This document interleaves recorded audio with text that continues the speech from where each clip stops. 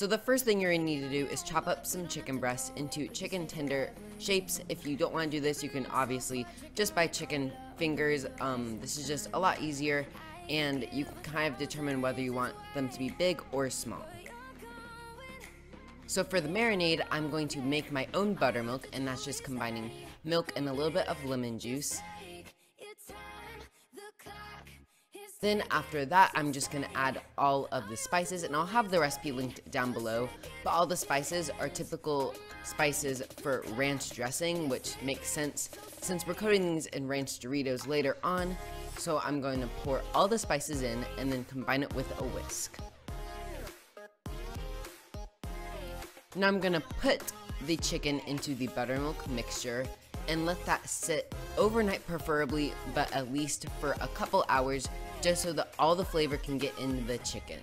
So obviously the star ingredient of this recipe are the Cool Ranch Doritos, and to make these into a crumbly texture, I'm just going to pour them into a Ziploc bag.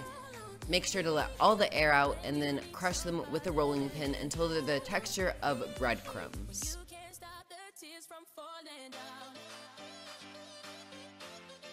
Now I'm going to set up a standard breading station with flour, eggs, and the Doritos. So I'm going to coat the chicken in the flour first and shake off any excess. Next, it'll go into the eggs, and then after that, I'll coat it in the crushed Doritos.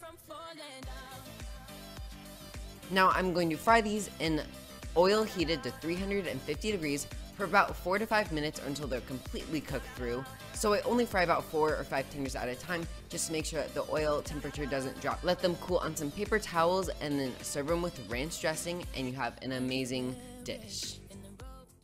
Can't stop the tears from falling down.